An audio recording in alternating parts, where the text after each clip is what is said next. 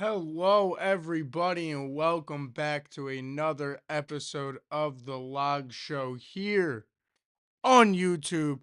And we are here at the end of an amazing 2025 that saw so many great things happen. Personally, I know across the world, a lot of people love the year of 2025. A lot of people hate the year of 2025. It's how you feel. It's all a personal thing. Obviously, I personally had a great year. Saw many of wins, many of losses among my favorite teams, felt a lot of heartbreak, felt a lot of love, felt all of emotions throughout 2025. And here we are, a day left or 2 days left. I don't know how you count today. 2 o'clock. Is the day really left? I don't know. That's all up to you about how you feel. But nonetheless, we are here on this beautiful December 30th as we round down the year. And that is what I am going to be talking about today, as much as I will talk about, obviously, last week in the NFL Week 17. For many of us, our fantasy championships. DK Metcalf, by the way, I doubt you'll ever see my small show with my small clip, but I needed you this week, man. DK, I needed you. And you did that. Jalen Waddle, I needed you. And you got hurt. Come on, guys. Come on. I needed this fantasy championship this year. It would have felt great to win a fantasy championship this year. I didn't win. I didn't win it, though. That's what sucks. Second place. A great man once said, second is the first loser. Shout out Ricky Bobby. But that's what I will be talking about today. Obviously, I will be talking about week 17, all of the playoff implications that happen there, everything that's going to be happening in week 18, what games you should keep your eyes on that matter for the playoffs, and what games actually matter. Coming forward this week, I'll talk about the standings, the playoff pictures, what I think will happen in the playoffs a little bit, but we'll get more into that next week in our playoff show. But nonetheless, I will, and then also I have my personal top 5 NFL moments of the year, my personal top 5 UFC moments of the year, because those are the two sports that I feel I watch the most, I'm the most versed on. So I took a little time, took a little list, did a little research, and took what I feel is my top 5 moments, or they're not necessarily all moments. I guess the UFC ones are definitely more moments and fights, while the NFL, I tried to make it moments, but it was hard to remember like specific plays really that I would want to put in my top 5 without like I didn't want to do your basic old top 5 plays list. I kind of wanted to do more of things that meant stuff for a franchise that maybe weren't a single play, but we're a big moment for some of these franchises going forward, a big moment for the NFL going forward, things that we maybe didn't expect to happen in the year of 2025. So I have those two top 5 lists, and then I have, to end the show, I will tell you guys what my favorite moment of the year is.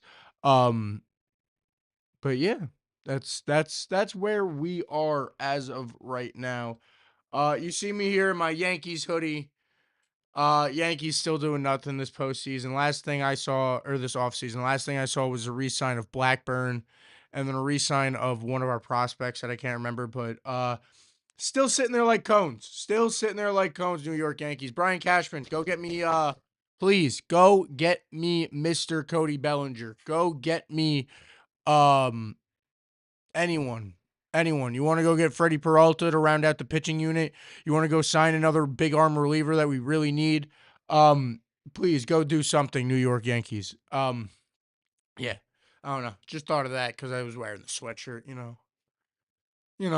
kind of does annoy me that the Yankees are doing absolutely nothing from the New York Yankees this postseason. But um, hopefully hopefully as this offseason progresses, there's something that Cashman and that front office is building up that will make me happy.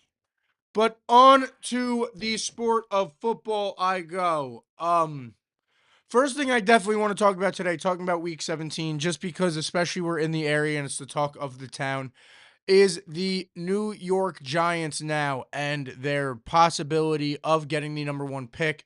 with the Falcons win last night over the LA Rams, that honestly threw a lot of things in um, finalized a lot of things, but also threw a lot of stuff up in the air. It was a really wild win for the Falcons that honestly meant a lot around the league, surprisingly enough.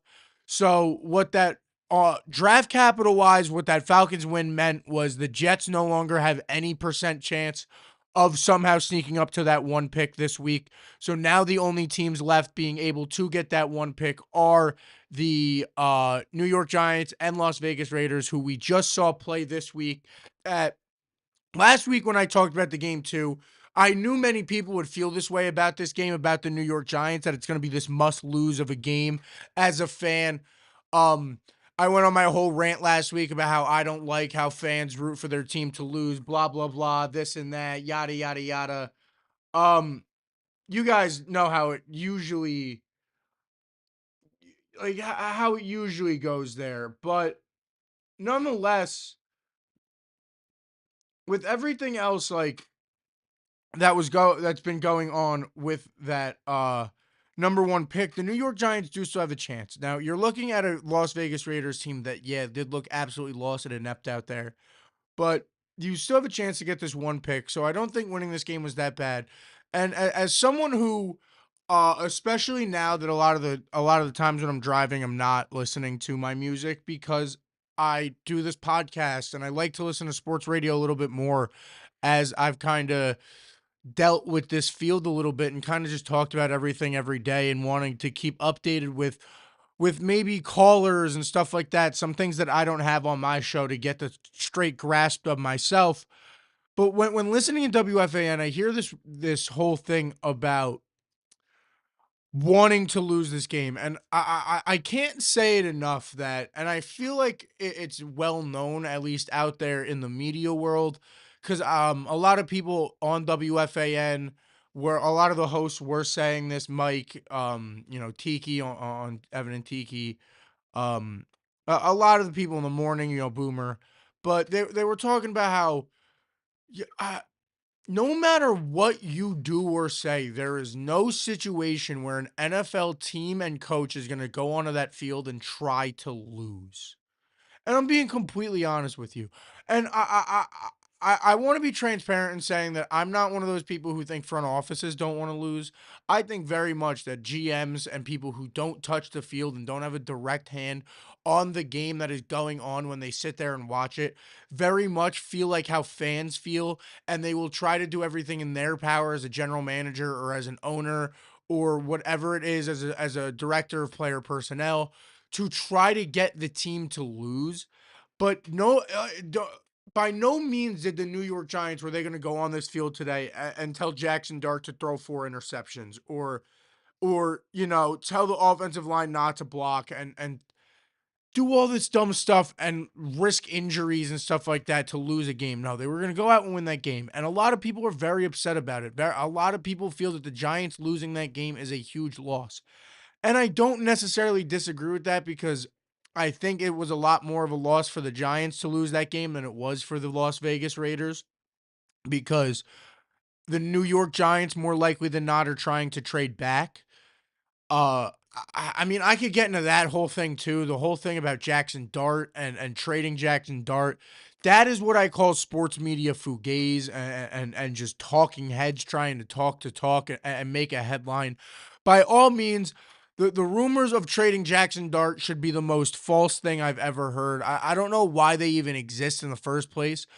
Um, I mean, it's very clear when you look at the New York Giants, and it scares me when you look at the New York Giants that, um, like, I used this term a few weeks ago. I used the term of it's feeling Jetsian. And it almost is with everything that's going on with the New York Giants and the franchise inside and out. At no point does a good franchise, when they feel like they've found their guy, go, oh, we'll trade him and draft a guy because we did bad again. That doesn't work for franchises. Look at the teams that have done that. Even if it was the right decision. Look at the Arizona Cardinals. Like, that is the one blatantly glaring one that I'll talk about, especially because looking back at it, it was 100% the right decision to make too. Was when the Arizona Cardinals said Josh Rosen is not the guy. We're going to move on right away and go draft Kyler Murray immediately. And it was the correct decision to make if you were the Arizona Cardinals to do that year. But by no means did that work out. You know, it was difficult to trade away Josh Rosen. It ruined Josh Rosen's career. It started Kyler Murray's career on a bad note. It's not good for anybody involved in the situation. And where has that gotten the Arizona Cardinals? It has gotten them to a 3-13 record while they watch the rest of their division be by far the best division in football and have three teams that are fighting to be the top seed in the NFC and top seed and have home field advantage throughout the entire playoffs. That's where that got the Arizona Cardinals. And it's the same thing. I feel like this is a conversation the Jets would have. That finally the Jets draft a quarterback late that's looking pretty good, but injuries get riddled around him and the team falls apart and the GM fires the head coach in the middle of the season and your interim head coach isn't the guy. And then everything coming out of that is what if we trade Dot and go get this Mendoza kid who I really like, who's really been lighting it up for Atlanta. I'd love it if we go get this Mendoza kid.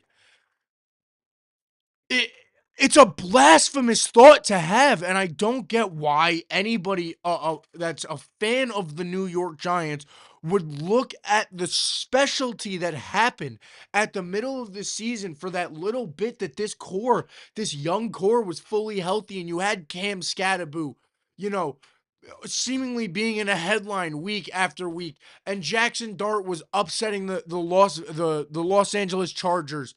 And yeah, he lost to the Saints, but he was playing well and he was looking good in this offense with Dable and maybe Kafka. And what if Neighbors didn't tear his ACL in that first game with Dart?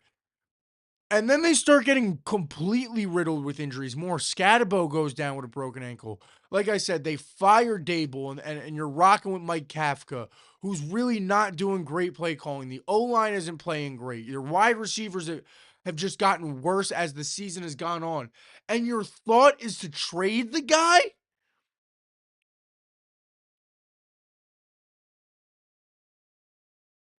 Your thought is to trade?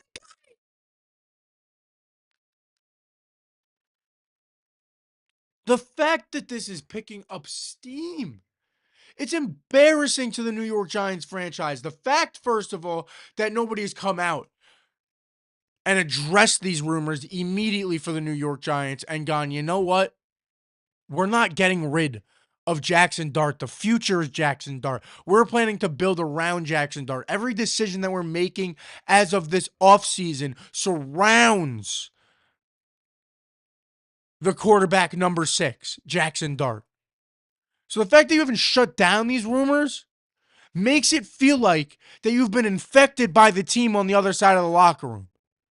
Because this feels like something that would be happening to the New York Jets. And I don't mean this as an insult to the New York Jets. Vin, I know if you're watching that you're like, "Oh my god, Logan's ripping on the Jets right now."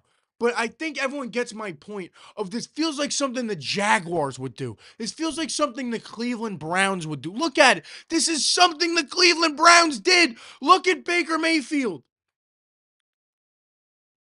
The Browns drafted Baker Mayfield.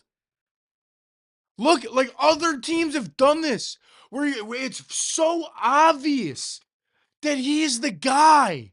It is so obvious. And I said it time and time again, and I was wrong. I said not to play him this year, and he still ended up playing this year. And I could still admit that, yeah, maybe he's not protecting himself great, but that could be learned. Yeah, he got a concussion or two.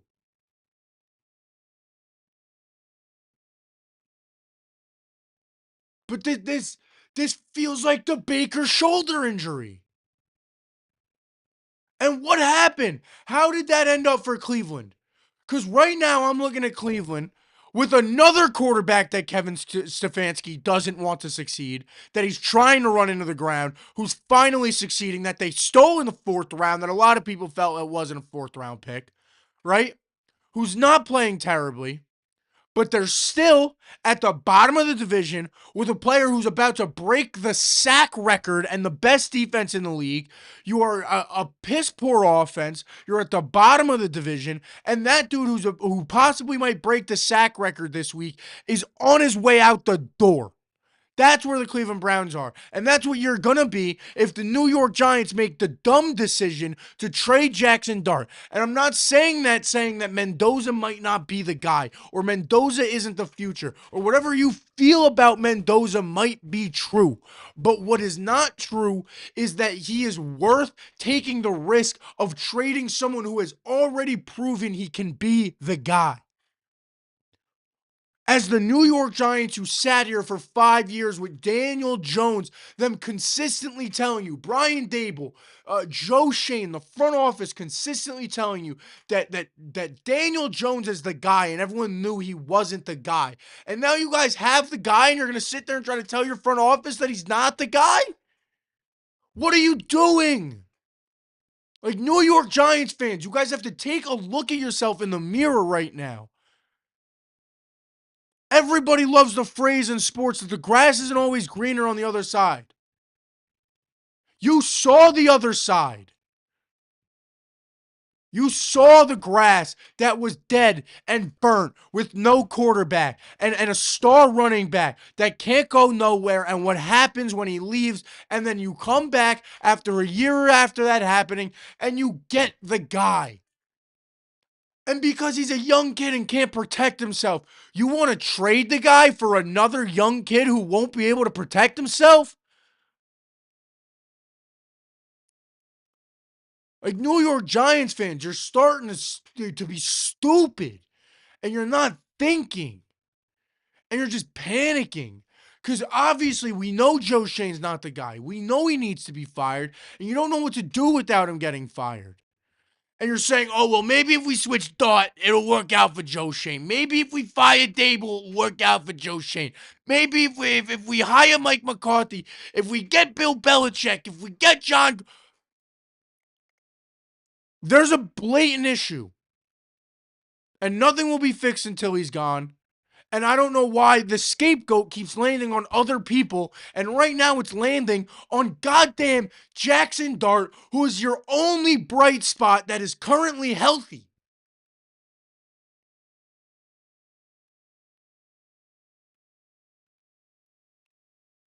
I saw what it was like 3 weeks ago, 4 weeks ago, when it was all happening. You couldn't find a Jackson Dart jersey to save your fucking life. And now we're sitting here, and I got people coming into the store that I work at telling me they don't want to buy the jersey because they think he's going to get traded.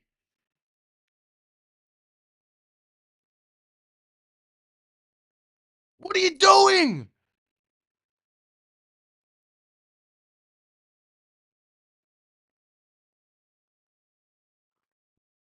I don't get it. Like, what are you doing? Like, I'm sitting here, I'm going on a passionate rant about it. I'm not even a goddamn New York Giants fan. But as someone who's got to listen to Giants fans consistently, because I live in the area and I listen to WFAN and I listen to Evan Tiki and I listen to all the shows and I used to listen and put up with Sal and BT and I listen to Boomer and Geo and Giants fans are you're starting to feel like a piss poor franchise. You don't feel like the New York Football Giants anymore.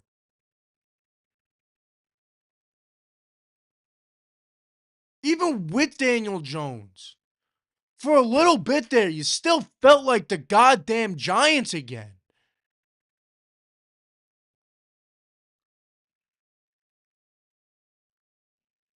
But, like, oh my God. To say that you're going to trade him for Mendoza or. Oh my. It's just so stupid. It's.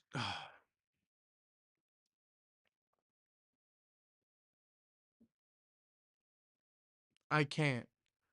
I just can't. I can't. I can't bring myself to, for one bit, really be able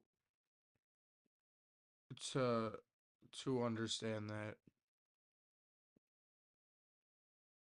I just, it's something I'll never understand, man. I don't get it. And Giants fans, you really gotta figure it out coming ASAP, because it's not the way to think, man.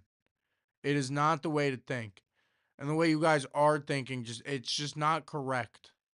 You guys are thinking like you're a piss poor franchise. You have the guy. Just keep the guy. Build around the guy.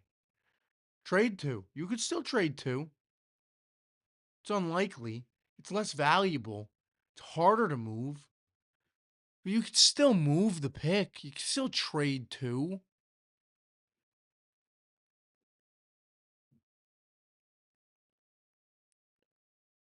But don't trade Jackson Dart. Come on, man. Come on. It's ridiculous. It's a ridiculous thought. It's such a ridiculous thought, man. Pisses me off.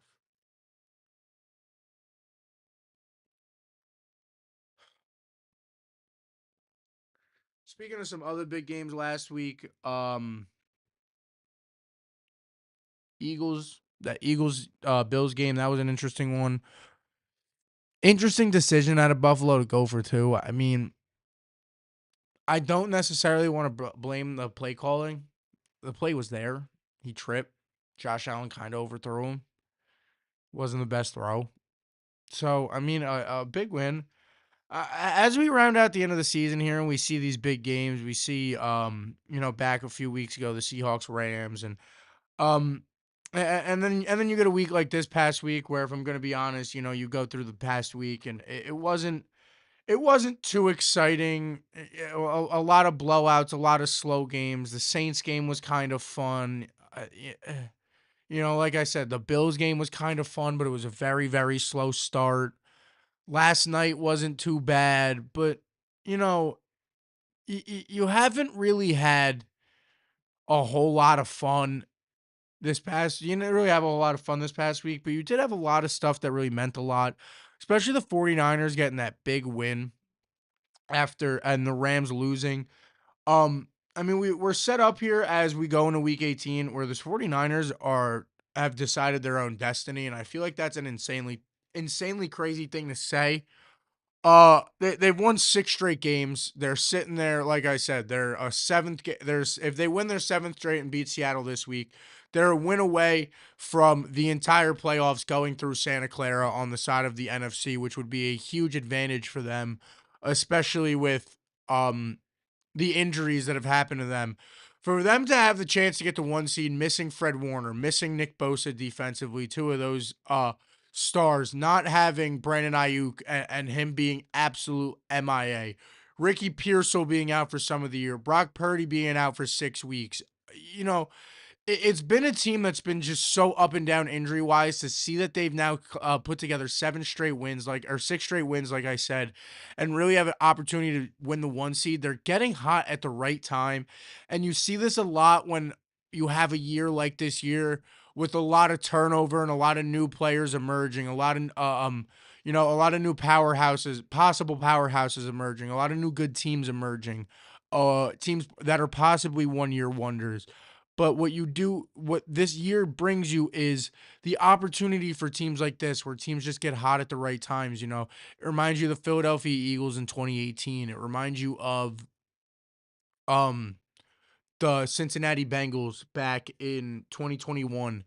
To just bring up a few teams that were more recent in history that you can think of, that were teams that not necessarily were the best team going into the playoffs that year, but maybe have got and had an interesting year that year, shocked many that year, got maybe a one seed like the Bengals did that year, or not even a one seed, but got into the playoffs, getting hot at the right time, getting healthy at the right time, and really being able to put together a run. This 49ers team is absolutely ridiculous. I mean, I don't want to when I say this sentence, it really does sound like I take away a lot from Brock Purdy, but I don't. I think Brock Purdy's exceptional. I think the 49ers are exceptional, but I do also think that Kyle Shanahan just sends defenses brains for an absolute loop, and it makes that offense so much easier to run for an NFL quarterback. And then when you get someone like a Brock Purdy back there who is a little bit more cerebral than most of the quarterbacks that we see in the NFL today, he's not your Josh Allen, your Patrick Mahomes, your Joe Burrow, your Lamar Jackson, your Mac.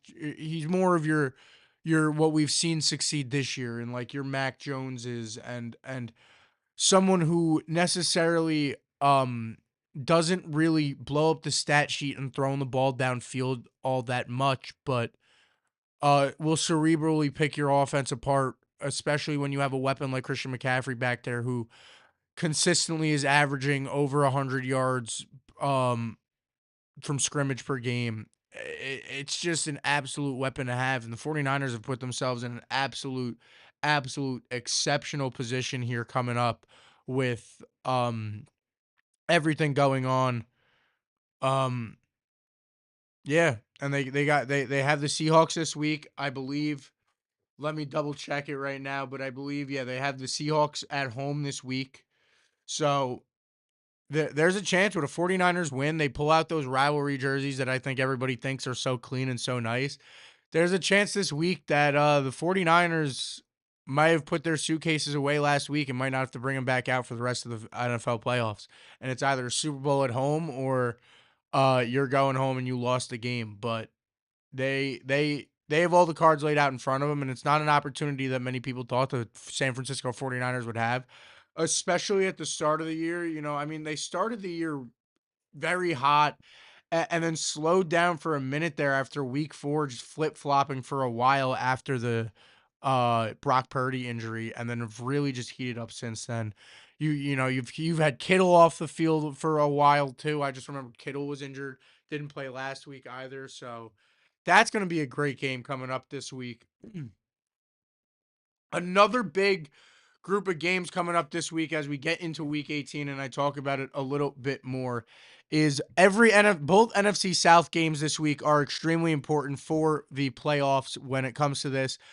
This one is just fun to look at. I saw a meme about it as I was getting ready to go live today, and it was like Saints Falcons 27-year-old rivalry is built off games like this, both of them deciding a division that neither of them can win. And it's a very, very true statement, especially as a Saints fan, but I love the way that this year has gone.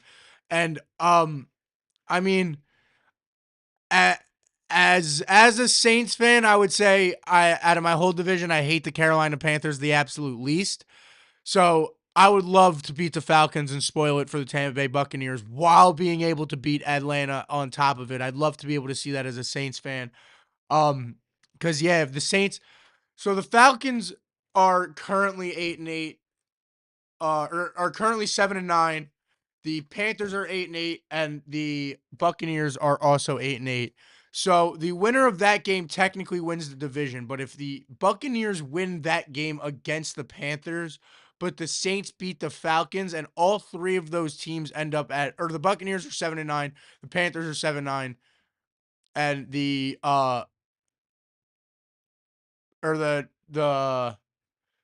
my point is if all of those teams end up at, I think it's 8-9. So the Panthers are 8-8. The Carolina wow, I keep tripping them. Carolina Panthers are 8-8. The Tampa Bay Buccaneers are 7-9, and the Atlanta Falcons are 7-9.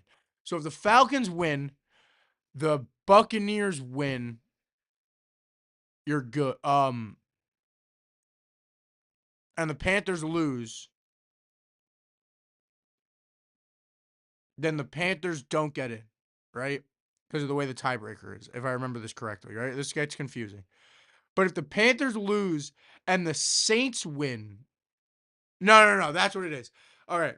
If the Saints win, no matter what, I believe the Panthers get into the playoffs. But if the Buccaneers win, or if the Falcons win, the Panthers have to win to get in. So the NFC South is a whole big cluster F right now, and I'm so happy for it. Those both should honestly be pretty good games. We saw the Carolina Panthers play the Buccaneers last week, and that ended up being a 3-point game. Baker threw a pick at the end of the game to lose that one. Saints Falcons, as someone who's a diehard Saints fan, is always a good one, especially with the way that Tyler Shook has been playing recently. That's oh my god, am I so happy about this? I mean, I've had my ups and downs. I've had my thoughts and feelings. And and I will be the first one to tell you, as a Saints fan, when I heard Tyler Shook's name announced as the 34th pick in the 2025 NFL draft, I was very upset.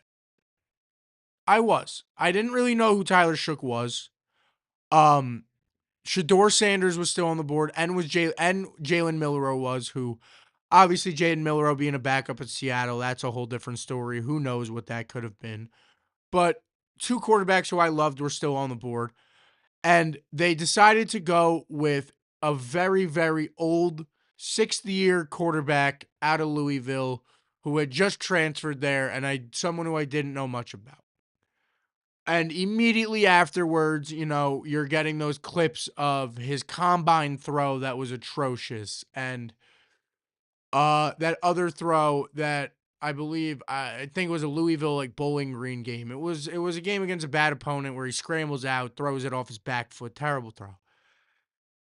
And my confidence was on the floor. But then I started to watch some film on Tyler Shook, and I was very confident. A lot of people said this, and I didn't.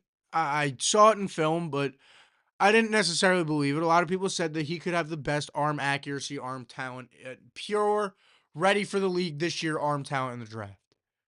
And now here we are going into week 18, and I'm saying, give my man Tyler Shook Rookie of the Year. Give him the O'Roy. Give him the O'Roy. Obviously, shout out Tetero McMillan over there in Carolina, who's been having an exceptional year. Emeka Egbuka would have had a great chance to win it if he didn't get injured for that little bit there. But shout out my boy Tyler Shook. He has got my Saints right now on a 4-game win streak, has 2,100, just over 2,100 yards in those, not in those 4 games, since becoming a starter in his, I want to say he's 4-4 right now as a starter. I believe it's been 8 games, if I remember correctly. But yeah, he's won 4 straight, and right now he's plus 140 to win Rookie of the Year. And I mean, man, if he goes out there and has an absolute game against the Atlanta Falcons, I don't see why he can't win Rookie of the Year with the absolute showing that he was able to put on for the end of the year. If he gets the Saints team to win 5 straight games to end the season, and they end up with it as a 6-win team after winning 5 straight games, and off the back of this kid. The Tampa Bay Buccaneers win was purely Tyler Shook. Last week, again, an absolute unreal performance against Tennessee to come back and get a victory in that game. And obviously, I got some heart and bias into it because I want to see it, and I really want to believe that this next guy is the guy. When I see the New York Giants get the guy, and I see people around me get the guy. But my, oh my, do I love Tyler Shook. I think he's my Rookie of the Year. Personally, what he's been able to do on the field is absolutely ridiculous as we get to the end of the year. Like I said, 2,100 yards, 11 total touchdowns, 9 of them through the air, 2 of them on the ground in the game against Tampa Bay. Does have 5 interceptions, but still, he's been is slowly just coming into his own. He looks better week after week. His decision making is slowly getting better. He looks comfortable. His footwork's getting better. He's starting to take a little more risk and sling the ball down the field a little more. I cannot wait to see what this next season, the 2026 season, will hold for Tyler Shook as the Saints season comes to an end on Sunday this week. But I'm so excited. I cannot be more excited for what the possibility of Tyler Shook in a Saints uniform could be as we, fall apart here and the season comes down. Derek Carr retiring was a blessing. I almost said blessing in disguise. That's why you heard me cut myself out off there. Because I thought it was just a straight blessing. I didn't think it was one in disguise. I didn't think we were ever going to go anywhere with Derek Carr. I thought Derek Carr was always been, the 13th best quarterback in the league, which is a great quarterback. He's not the worst quarterback in the league, but he's never been the best. He's not going to win you games. He's not going to win you important games, but uh so I feel like that was a blessing for us to be able to finally say, okay, let's go get a guy. And we thought maybe the guy was Rattler. Rattler started the year clearly in camp, won the battle in camp, but um on the field, Spencer Rattler just didn't click, and I'm so happy to see Tyler Shook out there, and I can't wait to see with Kamara hopefully not retiring this offseason, maybe coming back healthy, with Olave, them getting that rapport together, and just a whole lot of pieces there in New Orleans. I'd love to see. I'd love for them to draft defensively, and try to replace some of these aging pieces that we have on the D line and defensively, but shout out my man Tyler Shook, man. Give him the rookie of the year. Screw you, Tet. Give him rookie of the year. Give him rookie of the year. Ah, yeah, man. I mean, it's coming down. Steelers Ravens for the division this week. Panthers Bucks for the division this week. Besides that, the playoffs are pretty much set. Um Broncos are probably playing the Chargers. That'd be interesting too. I mean, it's all seeding this week because, like, if the Chargers beat the Broncos could fall down to the 2 seed. The Patriots could hop back up to that 1 seed. The Bills and Chargers can still swap because they're both sitting at 11-5. As long as the Texans can still somehow steal that division from Jacksonville. A whole lot of seeding can flip up this week, but the teams are pretty much set playoff wise. So um, once we get the full bracket next week, I love to go through it, give you my predictions. Hopefully, have someone else on is what I'm going to try to do next week to get everything going, have some backlash. But now we are on the portion of today's episode where we get a little bit more chill, have a little bit more fun here, guys. And I mean, yeah, talk about 2025. It's been a crazy year. Started with the Eagles winning the Super Bowl back in February, smacking the Chiefs. We saw the Dodgers win a championship this year. So congratulations to the Dodgers. Congratulations to the Eagles. Congratulations to the Oklahoma City Thunder. Congratulations to the why am I blanking who won the Stanley Cup? Florida Panthers. Congratulations to the Florida Panthers. Congratulations to the New York Liberty. Congratulations to um Gotham FC. All the champions of the year. Congratulations to the year of 2025. On to 2026, where we would get many more champions. Some of them being the New York Knicks. Some of them being the New York Yankees. Hopefully. Hopefully.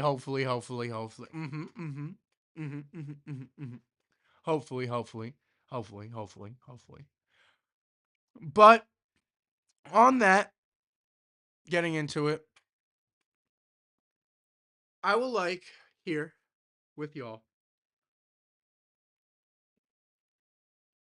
to talk about my top 5. What are we going to start with? Which list do we want to start with? Which list? What are we feeling? UFC, NFL? What are we feeling, guys? What are we feeling? I don't even know. Nobody's even spoken in the chat. I don't even know if anybody is watching today.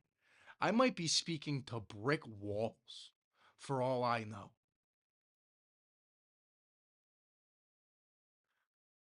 Oh, all right. Since nobody answered which list we're going to do first, and I'm going to assume that I'm talking to this brick walls, you guys are kind of going to probably witness a live YouTube videotaping because I'm going to click this together, turn this into a YouTube short and a nice little, TikTok video. So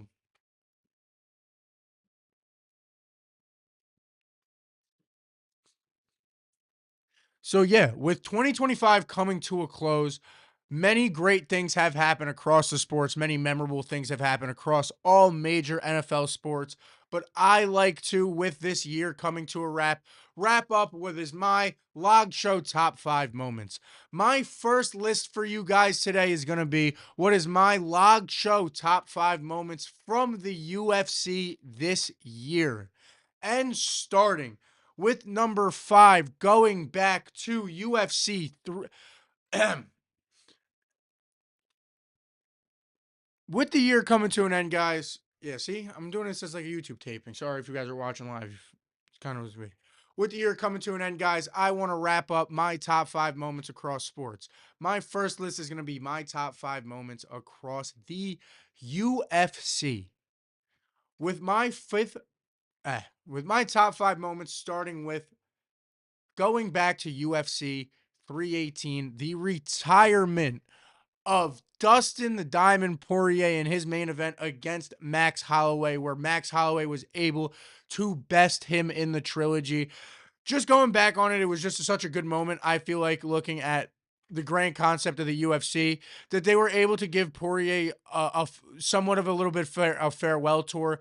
The legend that Dustin Poirier is, having him fight in Louisiana, letting him walk out with Lil Wayne, and everything that went on into the showmanship of what was the retirement of Poirier was so much fun to see. And then not only just that, the fight itself was a great fight. Poirier really wanted to go out there and lay it all on the line against someone like a Max Holloway. And Max Holloway wasn't just going to give Poirier a win in his last fight.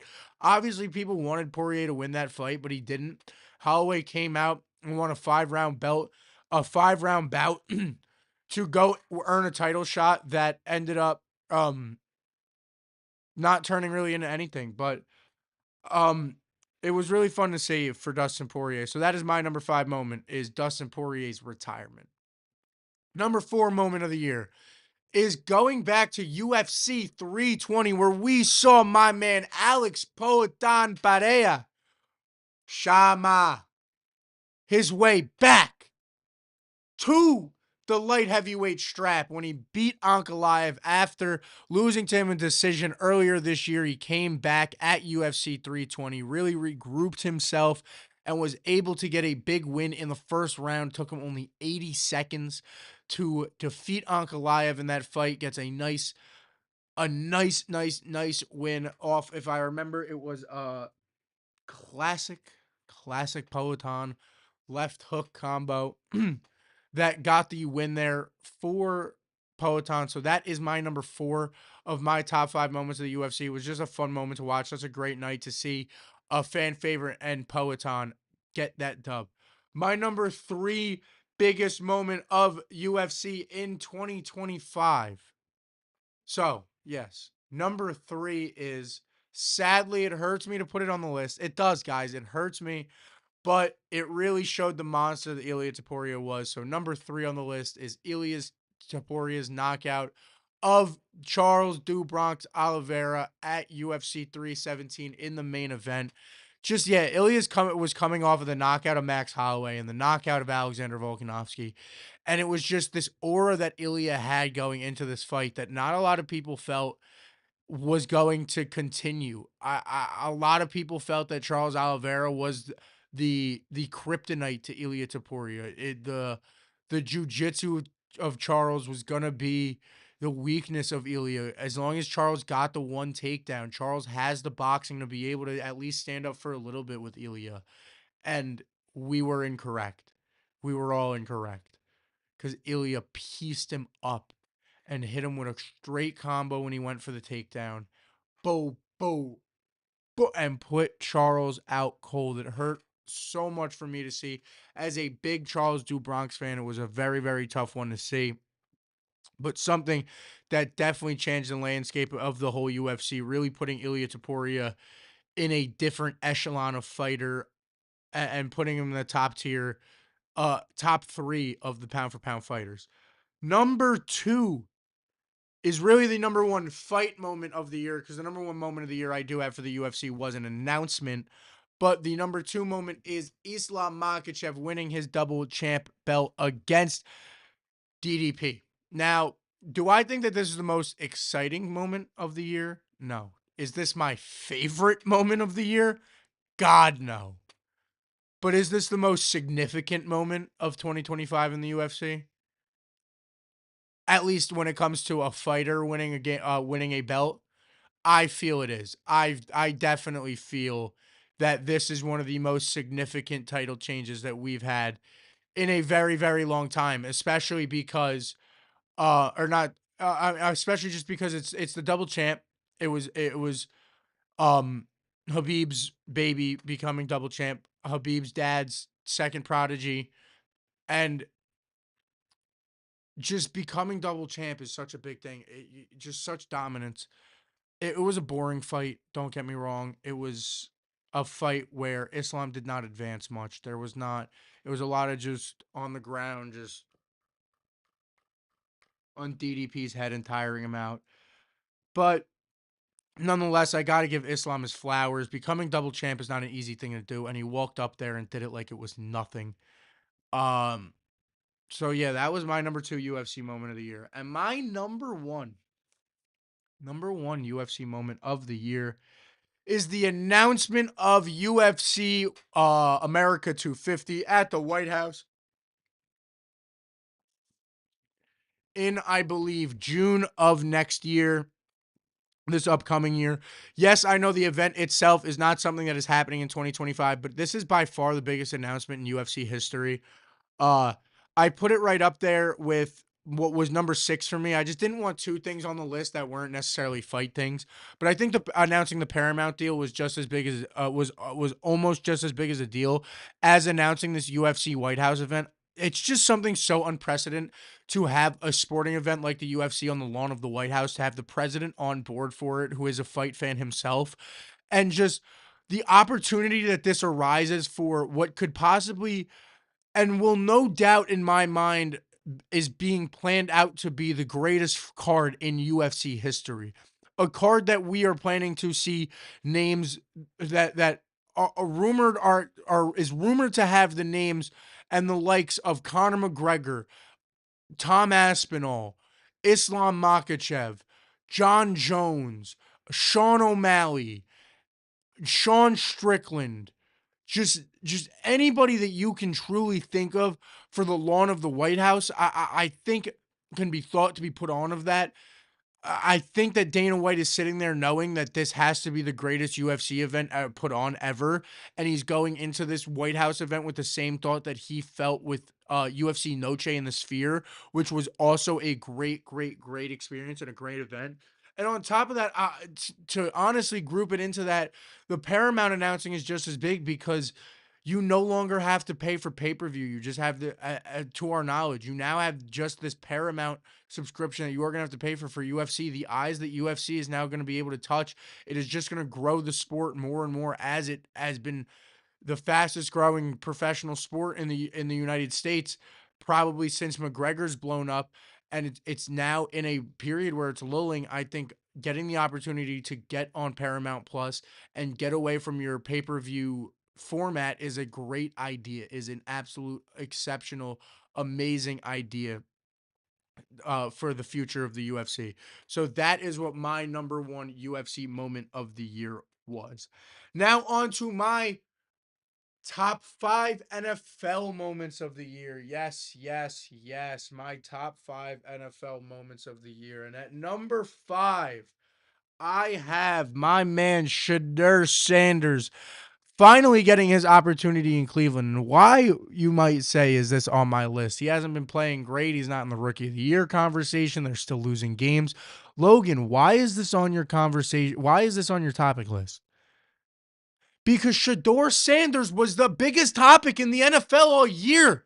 Shedeur Sanders as a 4th string was being talked about more than Tyler Shook was before Tyler Shook played. Tyler Shook, still, Shedeur is being talked about more than Tyler Shook, and Tyler Shook is up for Rookie of the Year.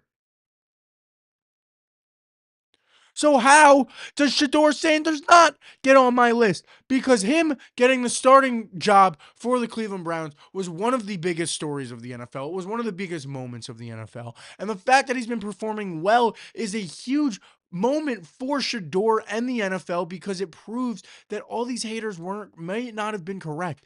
We could see how he develops going into this next year and how this year collapses.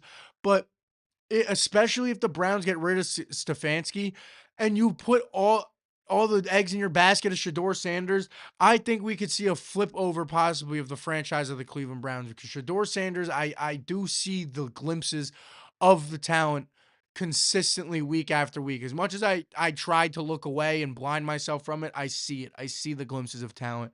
And I think that that was a huge moment for the future of the NFL and possibly who is the next generation. Speaking of that next generation, this one I'll glance on number 4. It's the start of the Shook era in New Orleans.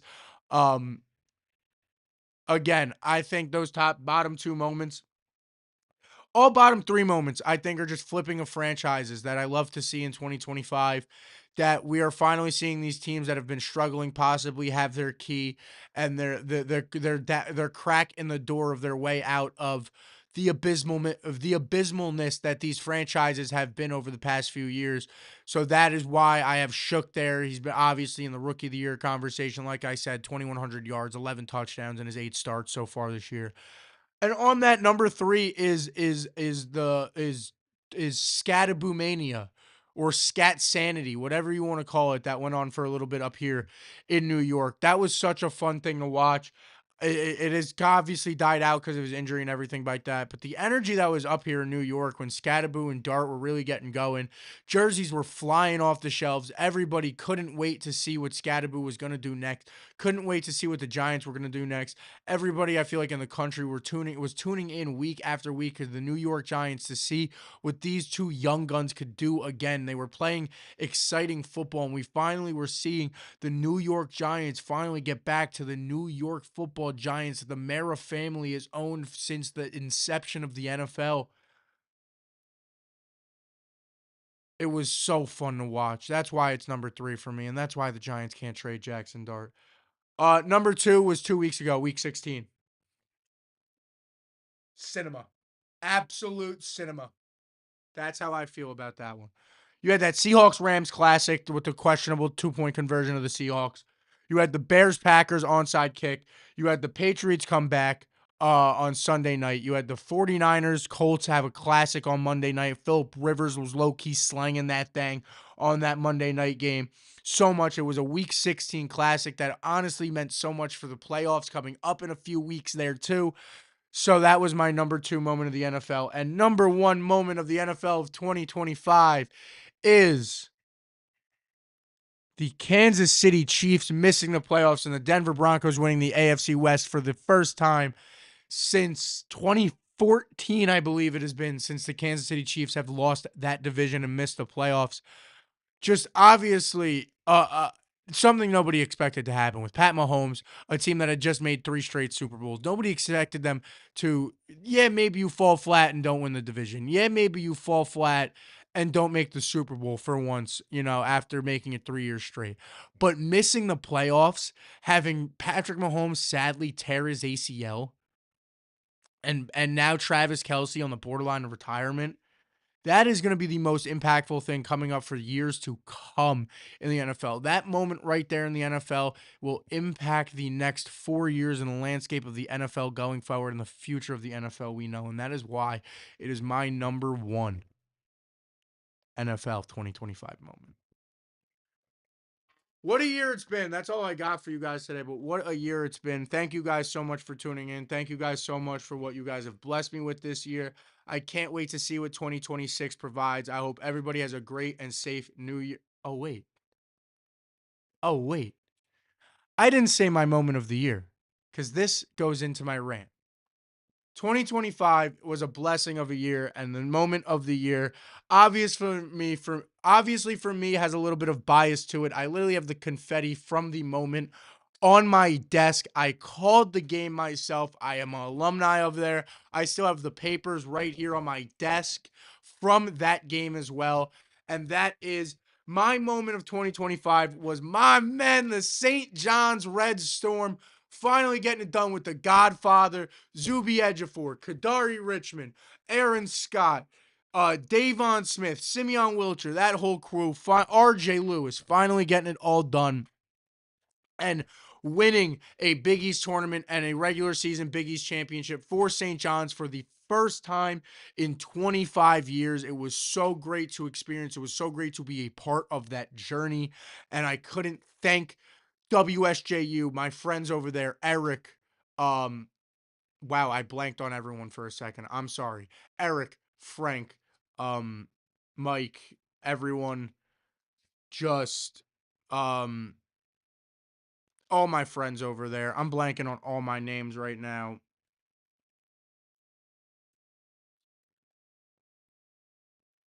Uh Satchel,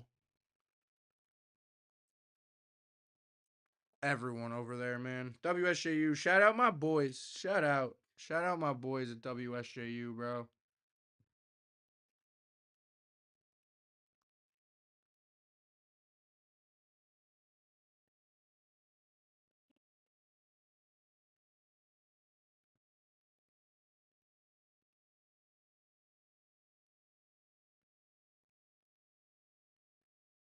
Luke.